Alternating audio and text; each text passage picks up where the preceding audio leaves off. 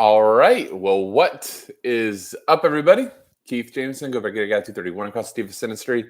And it has been a while since we've been live. So the reason that we're live is kind of embarrassing, but it's what it is. So did my normal taping and spent a ton of time in the city. We'll spend enough time there as well. And I forgot 3 of the 5 fixtures. Like I knew that like a few of the teams that were on it, but like the only other game I remembered was Southampton versus Leeds. And I'm like, as I'm sitting there and just driving, I'm like, I can't remember the other two. And then I went on like a little rant about City versus other pieces, and then got home. I'm like, I can't upload this crap. Like I got to figure out another time. So 7 a.m. We're live. We're gonna kind of just jump right into it. I think the last time that I was live was King of the Pitch. So hopefully we'll bring some similar luck. But let's just jump right into it.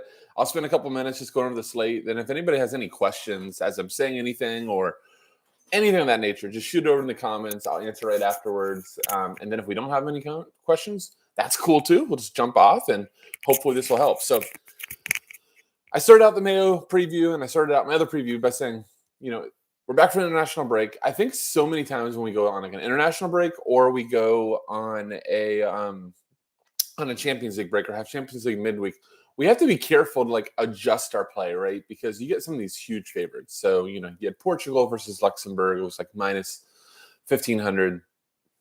England let down. I can't remember who it was against, but England was like minus 1,000. You felt like you had to get like certain pieces, maybe play more goal-dependent players than you normally wouldn't.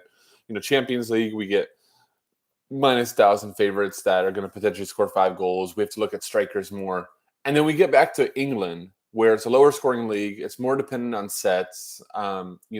We have more, kind of accurate pricing. And we have to be careful to not be too much on that style and try to get back into the most effective things for cash or for optimal play, which is like looking at set takers, looking at floor plays, making evaluation for floor versus upside, all those things. But then we have this slate, right, where we got 4 games that are plus 100s, as the favorites. And then we have Manchester City that's now trending at close to minus 800 at some books, right? And all of that thought process goes right back out the window because it's all about figuring out City and getting City right. City at home versus Burnley. Like, there are close to a few better spots than you can get. Burnley's a nice team. Sean Dyche, great coach.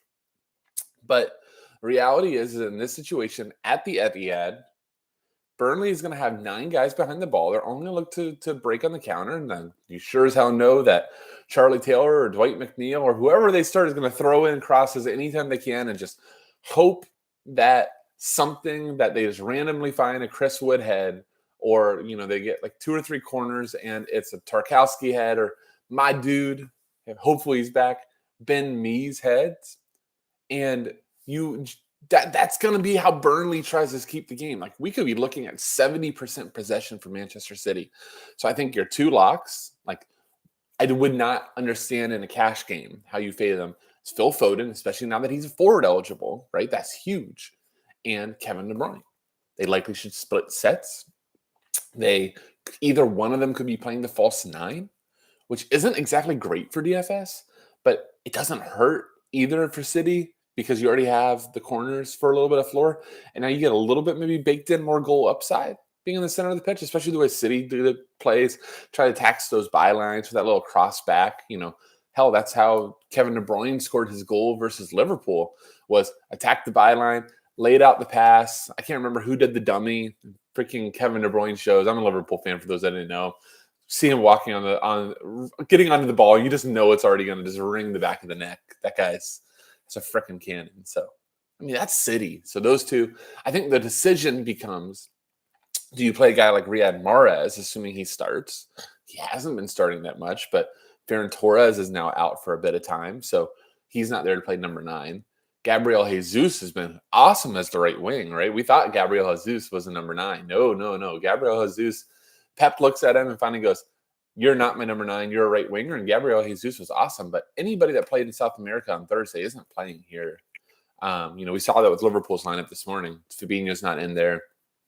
Allison's out. Ederson's already been ruled out. I think Gabriel Jesus was already ruled out, but he ain't playing. So I think it's going to be Mahrez at right wing. So you play him because I'll tell you this. I'm not a fan of this version of Jack Grealish. The Jack Grealish that we love was the one that had all the gravity towards him where, Villa, their only outlet to play offensive football was to get the ball in Jack Grealish's feet and say, Jackie Cavs, go to work. Go get a foul drawn. Go make something happen. And that's not the way Pep wants to play. Pep wants the ball to move. Pep does not like the ball to stick, right? So, and Jack Grealish wants to dribble guys on, do all those things. It's funny. I made the comparison that, excuse me, Jack Grealish's struggles remind me of Riyad Mahrez's struggles when he first got to City, because Riyad Mahrez at Leicester was the same way. It was give the ball to Mahrez on the right wing, let him run on people and attack and, see what happens. And then he gets to City and Pep's like, no, pass the ball. Pass. It took Mahrez a while. So I think Grealish, especially because he's not forward eligible, makes it a little bit tougher. But, he's a fine play. Anybody on City could score or could assist. And that's why it's called City Roulette in these type of slates, especially as such a big favorite. So I think that's City. I think Bernardo Silva is at least interesting at 6,000. Has there been anybody that's ever been in and out of Pep's graces so much? That's been, I think he was top 5 player of the year in the EPL a few years back. And now we are talking about, like, last year he was consistently being dropped. Now, Pep's talking about him as one of the, most important players. I mean, Bernardo Silva, look at that play versus Liverpool 2 weeks ago. It's crazy. He made Van Dijk look foolish. He took on like 6 Liverpool guys and they couldn't get the ball off of him. And Phil Foden should have finished it. I still have Phil Foden as a lock, even though he should have finished that play. And that would have been one of the goals of the season. So I think he's in play. John Cancelo's in play. Your center backs are cheap and have baked in 3 clean sheet upside. And then the final part about City, as I'm looking at 7 minutes, I've been on 6 minutes of City. That's how important they are. But, pulling the blender head, I think he's the first person I ever heard use the notion. I think all of us did it, but didn't have a reason for doing it. But if you don't know who's going to score, maybe you just go ahead and say, look, a Burnley goal is probably going to be like a luck box goal at most. So should you just pay up for Zach Steffen? I don't know after watching the USA game, but should you just pay up for Zach Steffen and lock in a goal's worth of points with the winning clean sheet? I think that's in play too. So that's City.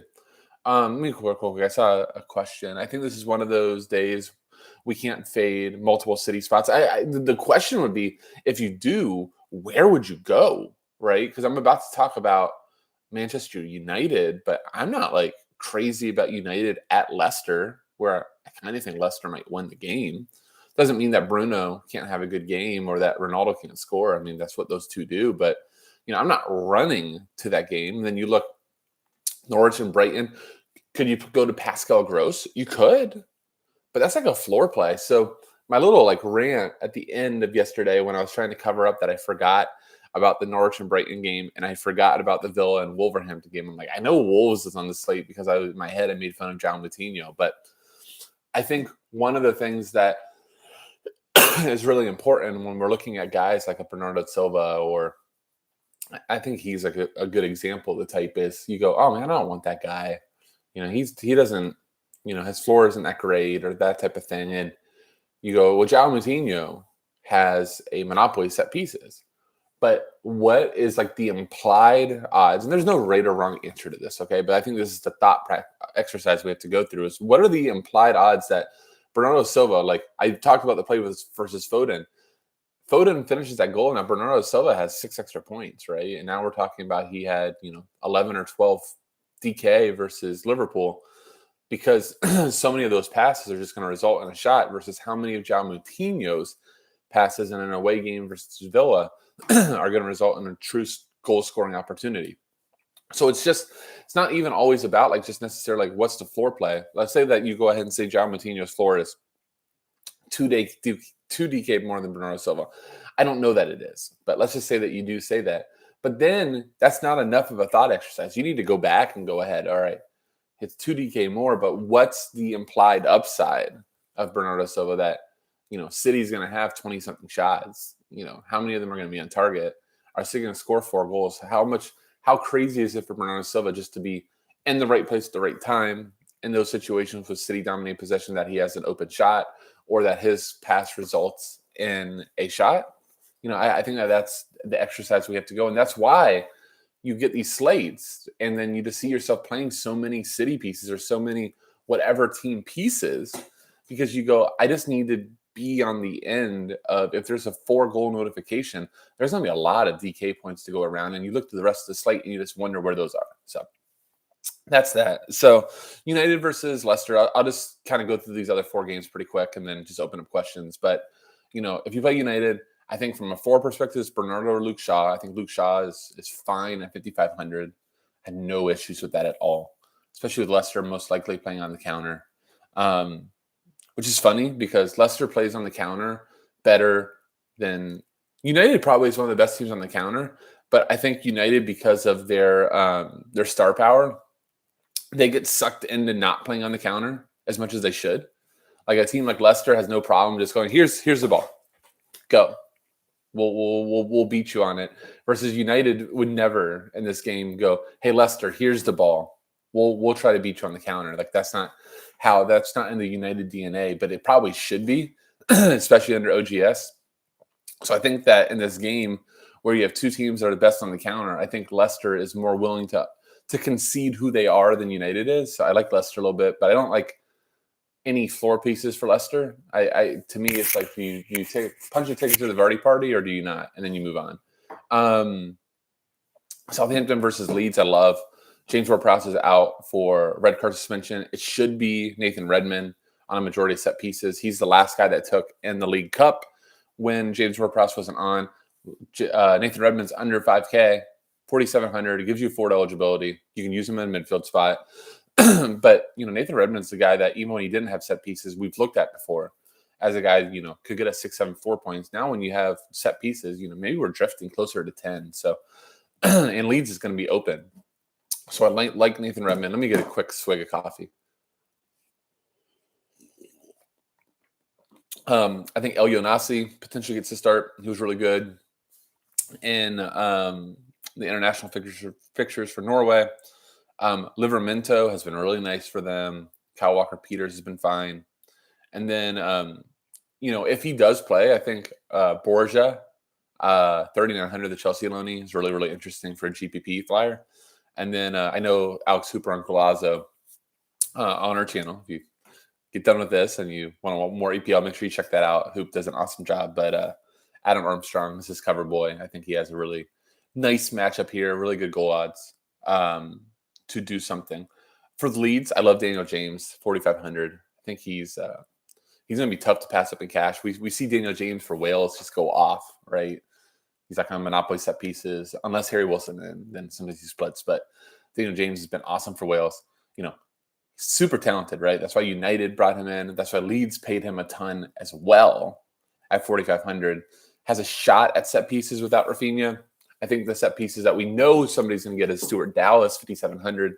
I always like Stuart Dallas. He's just like the always gets there guy. I played him the week before, and I showed up in cash, I think, with him. And the 25, I want to say it was like 8%. I'm like, oh, crap. Did I screw this up? And he did great. So I think Stuart Dallas is fine. Jack Harrison's going to come in. My guess is it would be Stuart Dallas, take some corners. I think Jack Harrison most likely is split. And then if Daniel James jumped on some, I wouldn't be surprised at all either. Rodrigo for GPP. I don't think Calvin Phillips will be taking sets anymore. And then their fullbacks kind of suck. I saw something come in. Who do you prefer? Man, we're going to go goalie questions? Really? I'm teasing you, Jeremy. I just, goalie sucks. I hate it. But who do you prefer? Krul, Schmeichel? Probably Casper. Yeah, I think Leicester's going to win. So, I do that. And I don't even know goalie prices right now in my head. I'll just tell you, just if this is your first time watching, Jeremy, my best advice for goalie is plug in, and this is Bet Like an Antelope. I know, crazy name, but good dude. It's been in our Discord for, a while, year plus. So shout out to him. But he said this once, and I had given advice for goalie, but he said it better than I could ever say it. And if it wasn't him, well, then shout out Lope. And whoever I took it from. Sorry, but plug in the cheapest keeper. Just whoever the cheapest starting keeper is, plug them into your lineup. Build the rest. Okay, build the rest of your lineup, and if it all fits, and you love your lineup minus goalie, just leave it, because you could concede 3 goals but get 10 saves, and that's still 14 DK. And then you're looking at Zach Steffen gets 1 save, clean sheet, and a win, and it's 12. And you're like, what the hell? That guy could sort of conceded 3, yet he scored more. So that's how I would do goalie. But then if all of a sudden you find like you don't like anybody that savings gets you, and you like another cheap play and you can pay up, then go up. But of your list of Saw, Krul, Schmeichel, I think they're all fine for what it's worth. But I think at least Schmeichel. And then if it wasn't Schmeichel, I'm in the EPL specifically, I'm always big on home teams too. So I'd probably go Krul versus playing Saw on the road. Morning, Mike. All right. So I talked about Leeds, talked about Southampton, talked about the Leicester game, the United game. Let's see. The other games that I forgot on the driving one. Norwich and Brighton, just ick. I think Norwich is probably the only play that you're considering the slate. And again, I'm talking optimal cash. GPP, everybody's in play. Whoever does well, that was the right play. Like that's a terrible joke from our chat, but it's the truth. Like, somebody asked me 2 guys that are almost the same. And I'm like, whoever scores more, like that's the right play.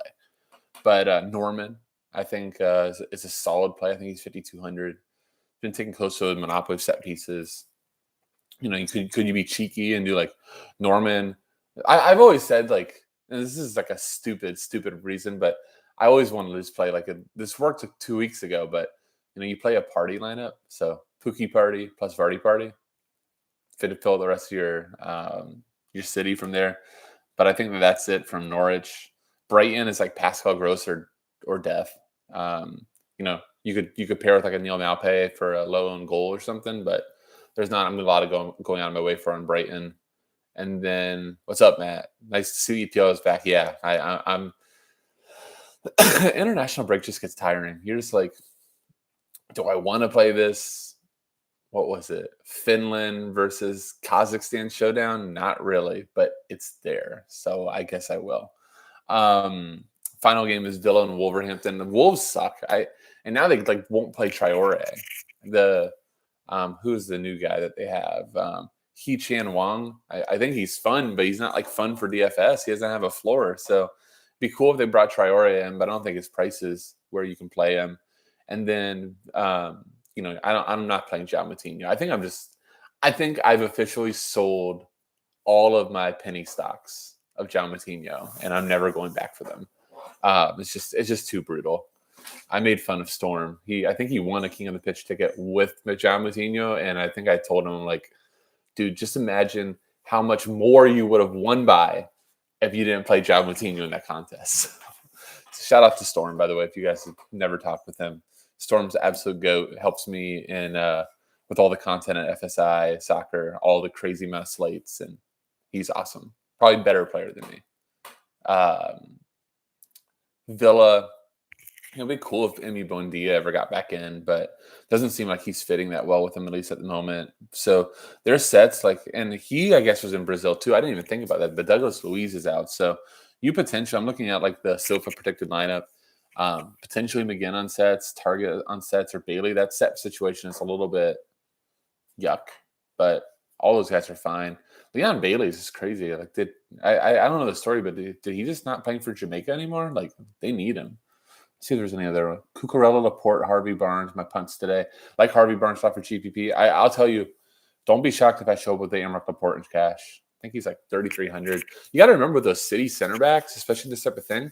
They have a floor of like 2.5 DK just from passes. They're gonna have 100 completed passes. So I haven't looked at prize picks. I tried to get really into like props and prize picks, and then all of a sudden my DFS play went down. I was like trying to split my attention on both, and I just can't do both. So I had a few people asking why I've been posting prize picks, because I felt like my DFS game came down. So I'm like, well, I make a lot more money off of DFS than I do off the props. So I'm just going to focus on DFS. But prize picks is always awesome. If prize picks has like either those City center backs and like the 6s or the 7s, jump all over that over, because they're going to go over on completed passes. I think I got for picks. We're right at 20 minutes. So I'm going to end it unless I'll give like 30 seconds to a minute. If anybody just wants to start shooting questions, I see there's been like between 18 to 22 people here. I think all you guys, crazy people for being up this early. Unless you're a Liverpool fan. We got 9 minutes before kickoff. Frickin' time to get some revenge off of that Watford loss 2 years ago. So I'm excited before I have to go to work. Get some Liverpool action in here. Let's see TAA drop a 30 ball on somebody here, like 29 crosses. And UK. See, I need to get to UK, man. I was actually so sorry for the randomness, but we're here. We have a few minutes, and I'm drinking McDonald's coffee. I got up, had to do a college football video before this, and I go to have a Keurig, and I go over, and there's no coffee cups left. My freaking morning was ruined. So I'm like, I got to get through this college football video. I got to get coffee. Like, this is not the way to start out a day, coffeeless. So got it in time, got on here. I think I'm going to go ahead and go Reds. Yes, Jeremy. Go Liverpool. We need this one. So this top of the table and the EPL is just crazy, man. Chelsea, City, and Liverpool. And then, you freaking have United with Ronaldo. That's why I'm really rooting for Leicester to take it to them. We just need to get United off the top of the table. Get them out of the chase. Make it a three horse race here. And that'll be fun. All right, I'm going to leave. Good luck, everybody. Have a good slate. Hope that this is enjoyable. Maybe if you guys enjoy it, leave me some comments too so I can see throughout the day. But if you guys like this stream, let us know. We'll try to do it more often. All right. See you.